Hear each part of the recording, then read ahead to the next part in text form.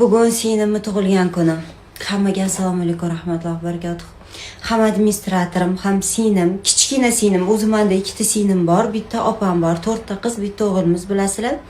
Kichkina singlimni tug'ilgan kuni shunga nima sovg'a qiladi deb o'ylaysizlar? Rost o'ylayapman-da, nima bersam ekan?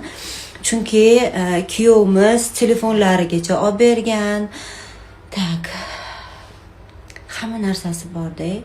Atir bormi, pijama bormi, pastel bormi, menga keladi-yu ko'p.